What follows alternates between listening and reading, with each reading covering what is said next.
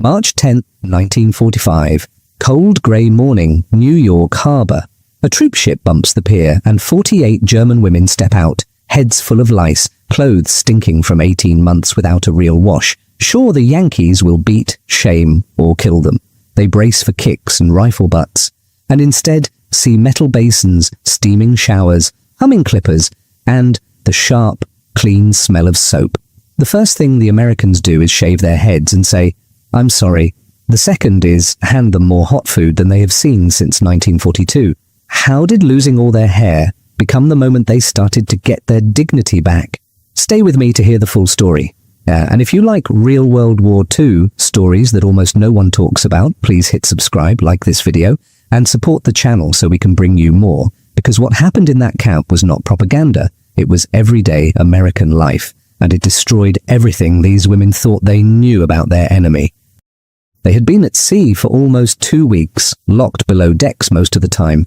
The grey troop ship smelled of diesel fuel, stale sweat, and old metal. When the hatch finally opened to the March air over New York Harbor, 48 German women stepped out, blinking into the cold light. They were not soldiers in field grey. Most wore faded Luftwaffe or Wehrmacht auxiliary uniforms, nurses, radio operators, typists, clerks. Their boots were cracked. Their collars were greasy with old dirt. Under their scarves and caps, lice moved in thick colonies that had lived on their scalps for 18 months.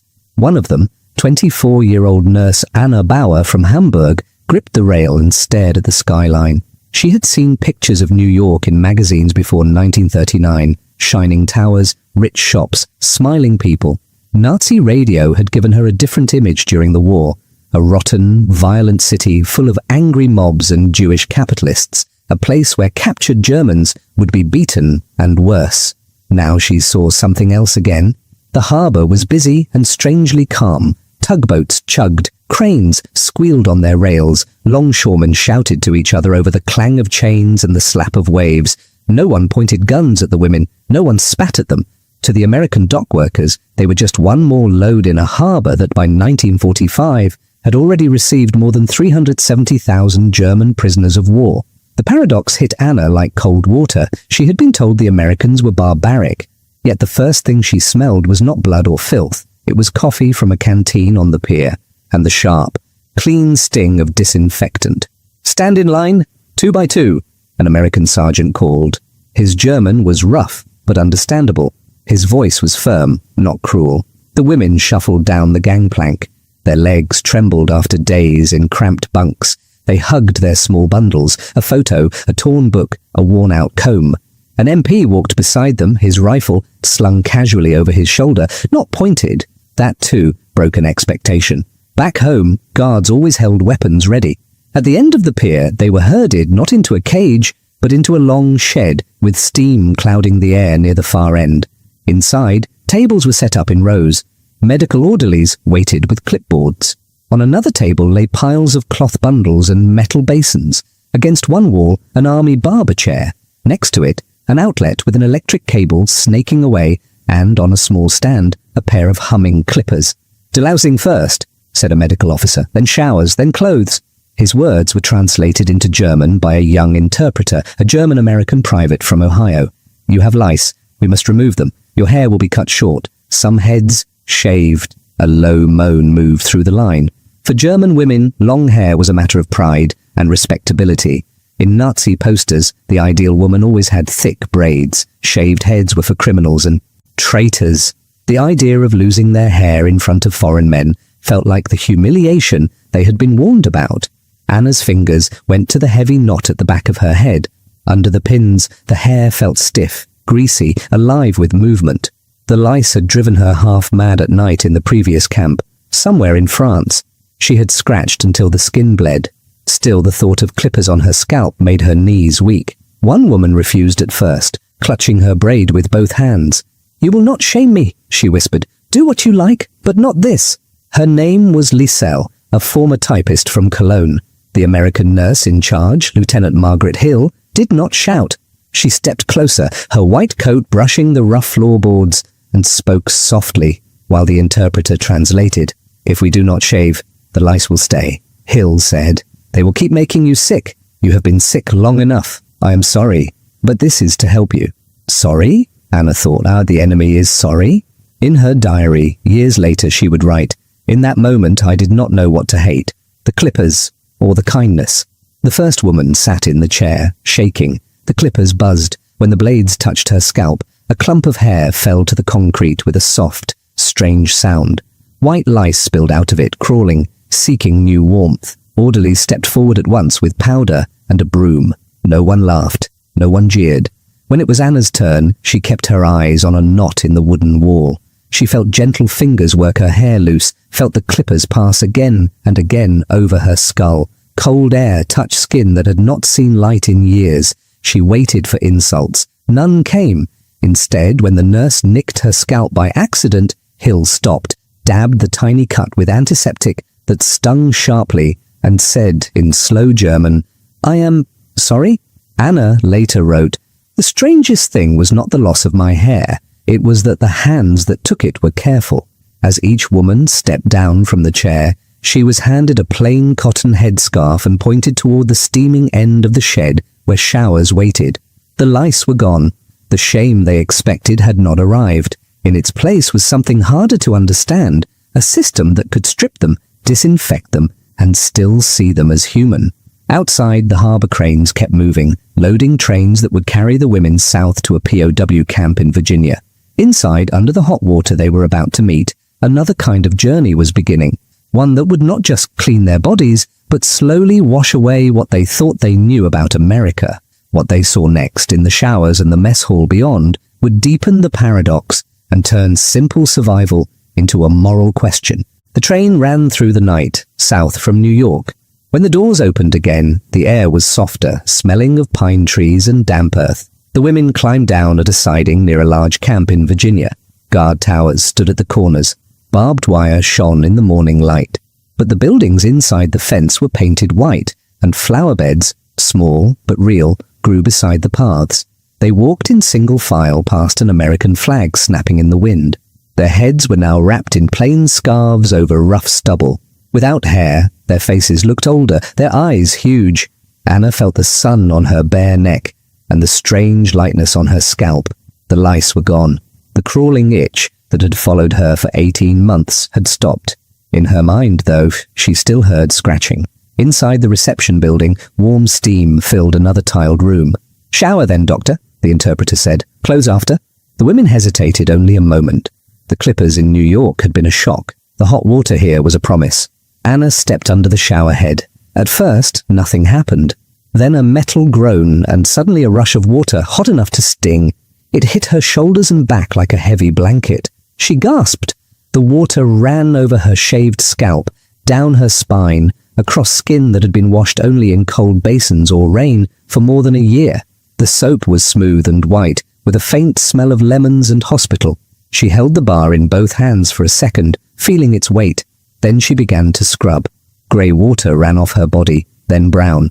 She washed twice, 3 times, until her skin turned pink. All around her, water crashed onto tile. Some women cried quietly. Others let out little laughs that sounded almost like the girls they had been before the war. Later, Anna would say, "It was as if the dirt and the fear were leaving together. I felt my old self under my skin again." After the showers, they were given underwear, simple dresses, wool socks and heavy coats from US Army stores. Everything was too big because they were so thin, but it was clean and warm. They tied their scarves back over their bare heads and shuffled into another room that smelled of alcohol and paper. Here, doctors waited, 3 officers in khaki with stethoscopes. Each woman was weighed, measured, listened to. The numbers were written down in neat columns. Anna, who had been 60 kilos before the war, now weighed barely 43. At least a third of the women showed signs of anemia. Old wounds were checked, sores were cleaned. A feverish girl with a hollow cough was sent straight to the small camp hospital. By early 1945, the US Army was feeding and housing roughly 380,000 German POWs in more than 500 camps across the country. What these women received was not special. It was simply the standard system at work, medical care, shelter, and food according to the Geneva Convention. The food came next. They were marched to a long, low building with big windows. As they stepped inside, a thick smell hit them, Meat frying, bread baking, coffee, boiled potatoes. The sound was just as strong. Plates clattering, ladles scraping metal trays, voices calling orders in English. The serving line seemed to go on forever. Behind the counter, army cooks in white aprons stood ready. One held a spoon above a mound of mashed potatoes that steamed in the cool air. Another carved slices from a roast. Large pans of green beans and carrots shone with butter. There were baskets of sliced bread, and farther down something bright and yellow in heavy syrup. Canned peaches. "Take," said a cook, gesturing. "Plenty," the interpreter added in German. "They say you can eat as much as you like, but slowly, your stomachs are not used to it." For a moment, no one moved. The women stared. In their last camp in France, they had eaten thin soup and one piece of stale bread a day.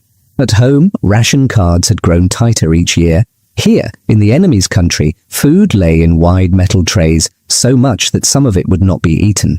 Anna placed her tin plate on the counter. The cook gave her a scoop of potatoes, a thick slice of meat with brown gravy, a spoonful of beans. At the end, a woman with grey hair and kind eyes added a piece of bread and 2 peach halves that trembled in syrup.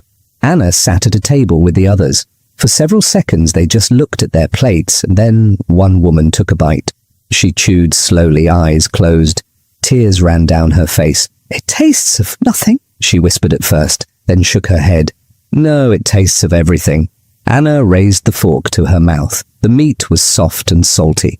The potatoes were rich and smooth. The beans had a bite that told her they were fresh, not dried. When she tasted the peach, sweet and cold, she remembered a summer before the war, a market in Hamburg, her mother laughing. That night, in her bunk, under 2 wool blankets, the guilt came. She lay on a mattress for the first time in months, her stomach full, the smell of clean sheets and faint disinfectant around her. In the dark, thoughts turned toward home.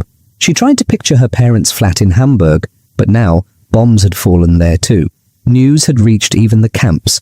Firestorms, whole streets gone. Her last letter from home, months old, had spoken of 1,000 bomber raids and sharp ration cuts. Her mother had written, "We stretch everything. We are thin, but our spirit is strong." That had been before the last great air attacks. Anna was now eating more than 2,500 calories a day, nearly as much as an American soldier. In many German cities by 1945, civilians survived on barely 1,000. Each spoonful, each peach slice in her memory felt heavier when she thought of that. "Why here?" she wrote in a small notebook given to her by a camp worker. "Why am I safe and warm while my family hides in cellars? The enemy feeds me better than my own state ever did.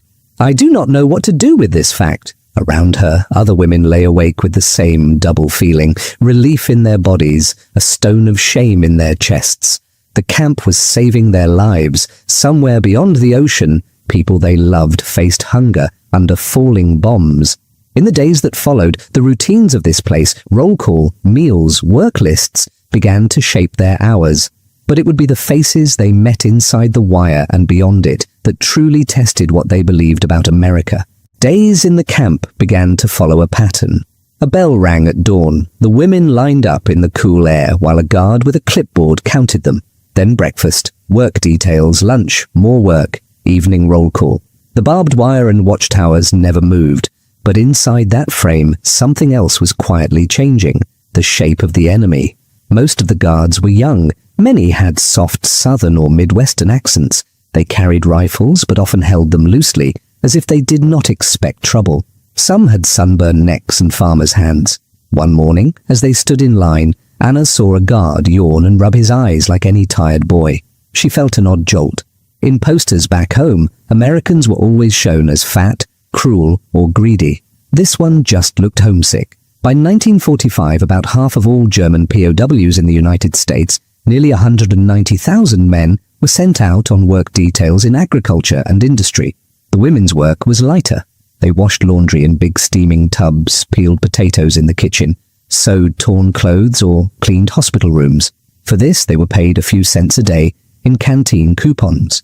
One guard in charge of the laundry detail stood out. His name was Private Jack Miller from Iowa. He had sandy hair, a scattering of freckles, and a habit of humming to himself. His German was poor, but he tried. He pointed to a laundry cart one day and said, "Cart, C-A-R-T. Then he tapped his chest. Jack. He pointed gently at Anna. You? Anna, she replied. He smiled. Anna, good name. After that, he used every spare minute to teach her words. Soap, bucket, towel, sun, rain. Sometimes he sketched pictures on scrap paper and wrote the English word under them. You learn, you go home, you speak, he said, slowly. War finish, peace. Anna later remembered, he treated our English like a gift, not a weapon. I waited for him to show the other face we had been warned of. It never came. The first time a Red Cross truck arrived, the camp felt almost festive. A white van with a red cross on each side rolled through the gate, raising dust. Volunteers in light coats climbed down, carrying boxes. They smelled of perfume and cigarettes. They brought books in German and English, simple novels and dictionaries. They brought knitting needles and yarn, paper and coloured pencils, even a football. They asked, through the interpreter, about needs and complaints. It was all carefully recorded. This too came from the Geneva rules, but to the women it felt like kindness. In the recreation hut they set up a radio. Faint swing music floated on the warm air, all brass and drums, strange and lively. One night, listening to it, Liesl whispered, "They told us this music was corrupt, but it only sounds happy." Work sometimes took the women outside the wire. In late spring, a truck carried a group to a nearby cannery that needed extra hands. They sat on wooden benches in the back, the truck's metal floor, rattling under them. Through the slats, Anna saw America roll past. The small Virginia town had white churches, neat houses with porches, and shops with glass windows that were not broken. A grocery store window displayed rows of canned food, bright labels in red and yellow. At a gas station, a man filled a car's tank while his little boy licked an ice cream cone. There were no bomb craters, no burned-out trams, no piles of rubble. Anna thought of Hamburg, flattened by firebombs in 1943. She had not seen it since, but letters had hinted at ruins and months of clearing bricks. The numbers that filtered through even to German civilians were grim. Tens of thousands dead in a single raid, whole districts erased. Now, across the ocean, petrol flowed, and children ate ice cream as if the war were a distant rumour. The biggest shock, Anna wrote later, was not their guns or their factories. It was that their normal life had never stopped.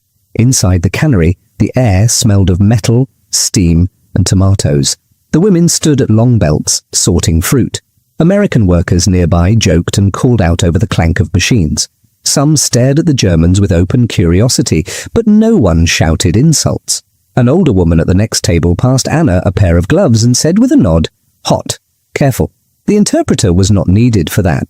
Back in camp in the evenings, the women gathered in the recreation hut where a projector hung from the ceiling. Once a week, the Americans showed films. Sometimes it was a comedy, with people slipping on banana peels and laughing in crowded streets. Sometimes it was a musical, with bright dresses and songs that stayed in the mind. To see these films, Lice said, was to see that their lives have room for nonsense, for joy. We were told they were all hard and cruel, but they dance.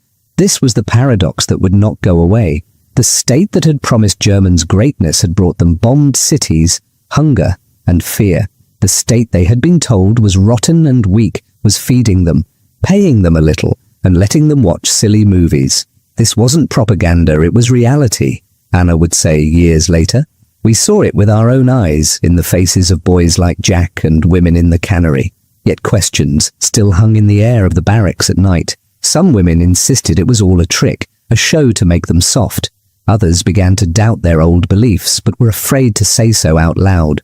The real break would come not from music or movies, but from darker images the Americans chose to share as the war in Europe reached its end, images that showed what had been done in Germany's name and why this camp followed rules when so many others had not. By April in 1945, the air in the camp felt different. Spring came to Virginia, the trees outside the fence turned green, and warm rain tapped on the tin roofs. Inside, rumors moved faster than the clouds. Guards spoke in low voices. Maps on the Americans' bulletin boards showed new lines every week, pushing deep into Germany. One morning, the interpreter gathered the women in the mess hall. He stood on a small platform, paper in his hand. The room smelled of coffee and metal trays.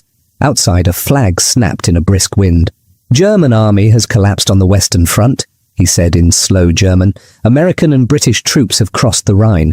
The Red Army is in Berlin's suburbs. Your cities—" he paused, searching for a word. "Your cities suffer greatly." A murmur went through the room. Some women stared down at their hands. Others shook their heads. "It cannot be so bad," Lice whispered. "We are told we will strike back. New weapons, new hope." But each week, the news was worse. By late April, they heard that Hitler was dead.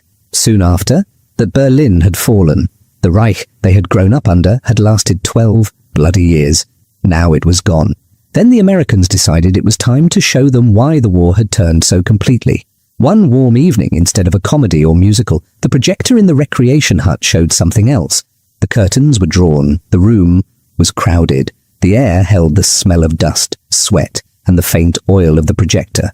The machine hummed, and black and white images jumped onto the screen. At first, the women were not sure what they were seeing. A gate with strange words. Arbeit macht frei. Barbed wire. Long wooden barracks, worse than anything they had known. Then the camera moved closer. They saw people in striped uniforms, more bone than flesh, eyes too large in hollow faces. They shuffled past piles of shoes, mountains of hair, suitcases with names still painted on them. In one terrible shot, a bulldozer pushed bodies, thin, naked, piled like sticks, into a trench. "This is Buchenwald," the interpreter said quietly. "This is Bergen-Belsen. This is Dachau." American and British troops had forced German civilians to walk through these places. Now they were forcing Germans in America to look as well. Some women cried out and covered their faces. Others stared with dry eyes, too shocked to move.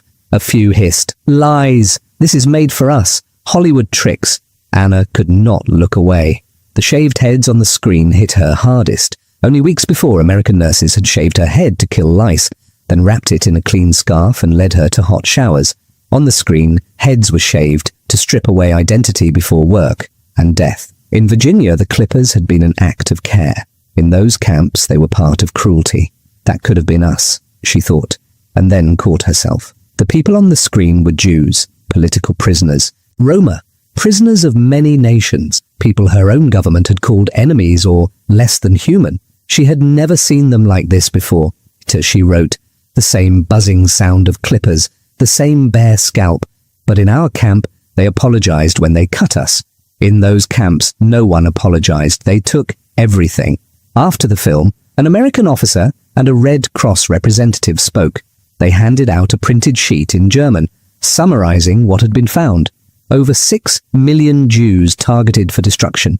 More than 40,000 camps and sites of detention or forced labor across German-controlled Europe. Train schedules, lists, numbers. It was not rumor. It was paper, stamped and signed. Then the Red Cross man did something else. He held up a small blue booklet. "This is the Geneva Convention of 1929, he said. "Your government signed it. Our government signed it. It says prisoners of war must receive enough food, basic medical care, protection from violence. It says they may work, but must be paid. That is why you get rations, doctors, and coupons for the canteen. It is not a favor. It is a rule." Anna felt the words like a weight. She remembered a transit camp near the Channel months earlier, where she had briefly seen British prisoners through a fence. Thin men in ragged uniforms, guards shouting, a rifle butt striking one across the shoulders. No Red Cross trucks there, no clean mattresses, no movies. In the barracks that night, the whispers were different from before. "I saw Jews taken from our street in 1941, murmured one woman from Frankfurt. "We were told they were going to work in the East, but why would workers be starved like that?" "My brother wrote from Poland," another said, voice shaking. "He hinted about shootings. I told myself he was exaggerating. Now I think, no." Still, some clung to denial. "The Americans show us only what suits them," Lice insisted at first. "They treat us well so we will think they are better. They show these films so we will turn against our own people." "But remember," Anna replied softly, "this wasn't propaganda. It was reality. Look at how they treat us compared to how those people were treated. If they wanted us dead, they would not worry about lice or vitamins. Something is different here." In her small notebook, Anne wrote, "Our side said it fought for honor and order, yet it built places with no rules. Their side we called barbaric, yet they bind even their enemies with rules that protect life. Where then is honor. The Reich had already fallen on maps and in ruined cities. Now in this quiet southern camp, it was falling inside the minds of some of its daughters. They had come to America as loyal subjects of a mighty state. They now saw that state had broken its own promises and treaties. Soon the wire would open. The war in Europe was ending. Ships would carry them back toward the wreckage of their homeland.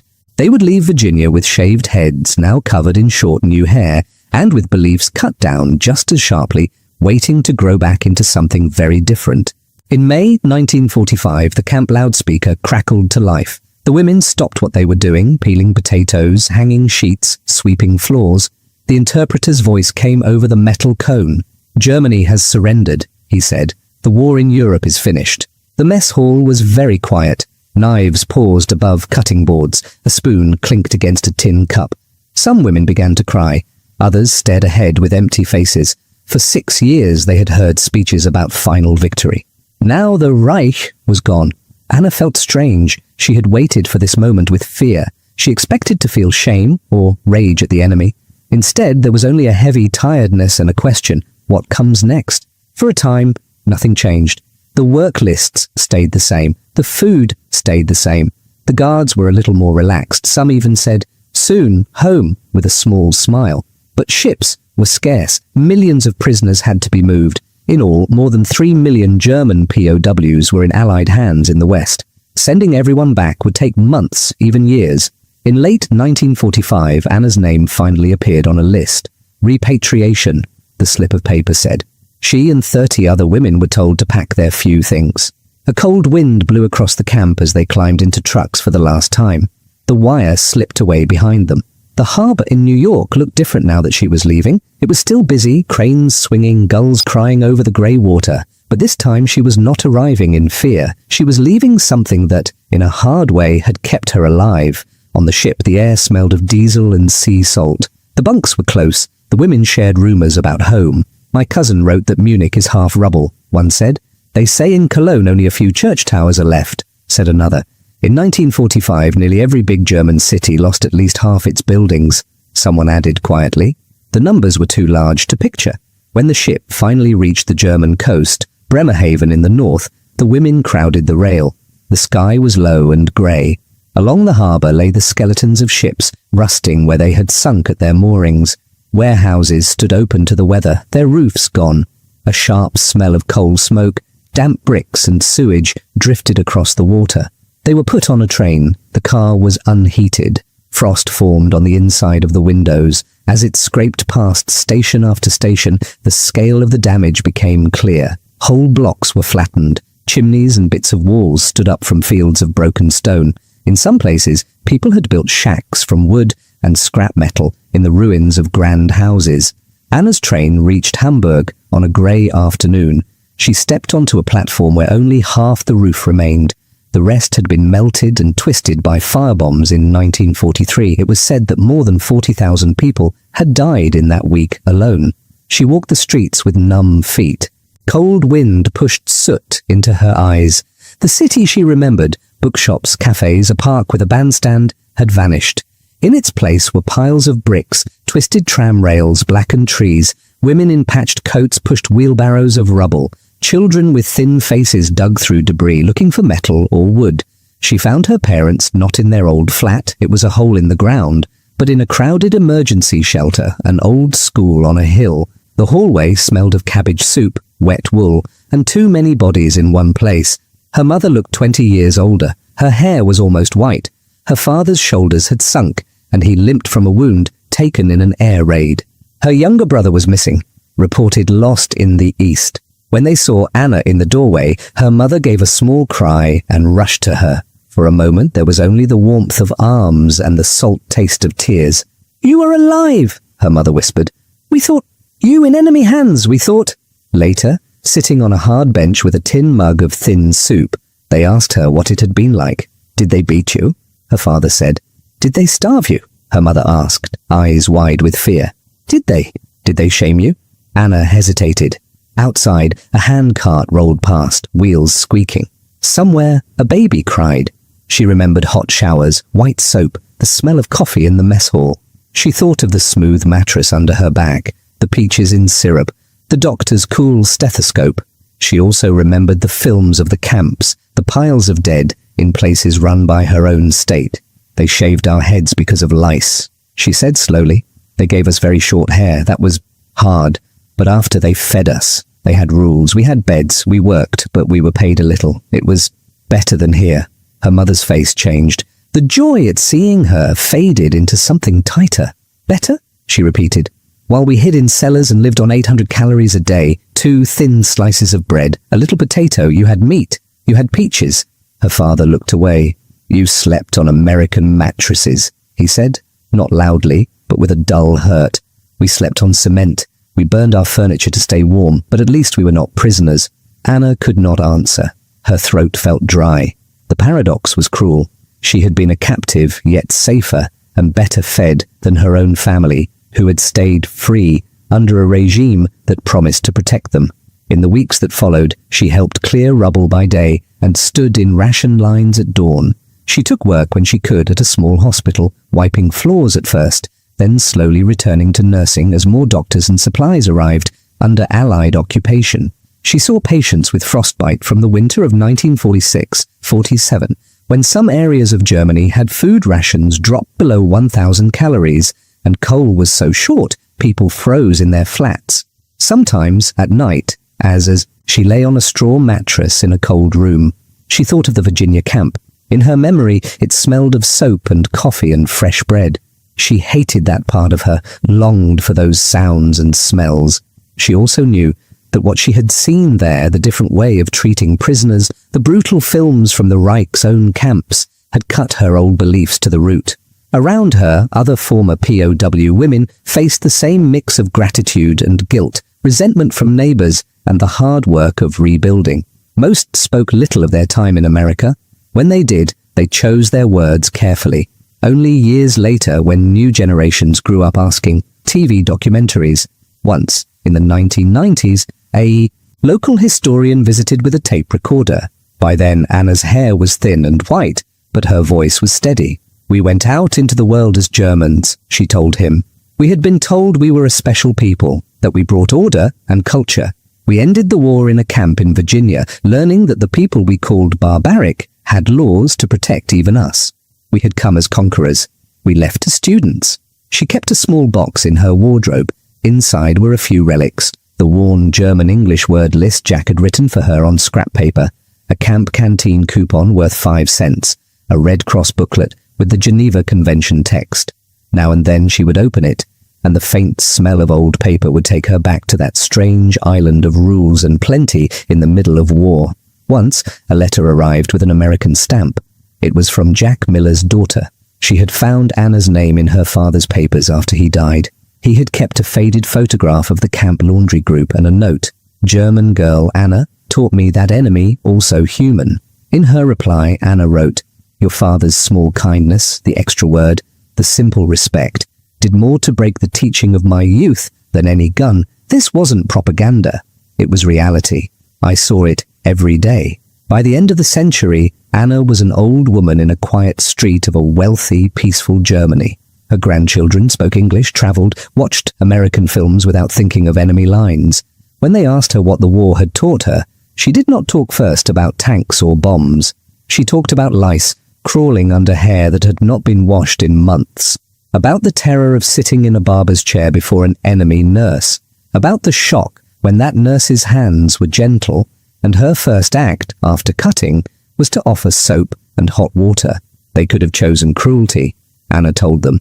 No one would have stopped them. Instead, they chose rules. They chose to see us as people. In the end, America's greatest weapon was not its bombs or its tanks, but its abundance and its decision to share a little of that even with us. Her story was just one among millions, but together such memories formed a bridge between former enemies. They helped turn a war of total destruction into, at least in the West, a peace that held. For Anna and many women like her, the memory of shaved heads, white, what did you know, what did you see? Would women like Anna begin to speak more freely about shaved heads, about white soap, and about how life as a prisoner had turned them into witnesses? Years passed. The lice and the wire faded, but some things stayed sharp in Anna's mind. The The buzz of the clippers, the first sting of hot water on her shaved scalp, the taste of canned peaches in a foreign land. Hamburg slowly rose from the ruins. In the 1950s, new blocks of flats went up where craters had been, streets were cleared, trams ran again. With American and Allied aid, the Marshall Plan sent about $1.4 billion worth of help to West Germany alone. Between 1948 and 1952, factories restarted. By the mid-1950s, West German industrial output was more than double what it had been in 1947. People called it the economic miracle. Anna worked through those years as a nurse in a new hospital with clean white walls, modern machines, and regular supplies. Sometimes, as she walked through bright corridors that smelled of disinfectant and coffee, she thought of the camp hospital in Virginia. The sounds were similar: clink of instruments, murmur of voices, a radio playing quietly somewhere. She married a man who had fought on the Eastern Front and spent time in a Soviet camp. His stories were very different from hers. Starvation, beatings, no Red Cross, no Geneva rules. By 1945, more than 3 million German prisoners were in Soviet hands. Many would not return until the mid-1950s, and hundreds of thousands never came back at all. When he listened to her talk about America, he sometimes shook his head in disbelief. "They shaved your head," he would say, "but they also shared their bread." "Yes," she answered, "that is exactly the point." For many years, she only spoke of her time as a POW in short pieces: hair shaved because of lice, work in the laundry, good food, too much food, while Germany starved. The horror film about the camps. She felt that to say we were treated well, in a land that still remembered hunger and rubble, was almost indecent. But her children grew up in a calmer world. They went to schools that taught them about Hitler, about Jews, about war crimes. They saw photographs from Auschwitz and Treblinka. They asked questions that had not been asked in the 1950s or early 1960, i.e. "Mother," her daughter said one evening, "where were you when all this happened?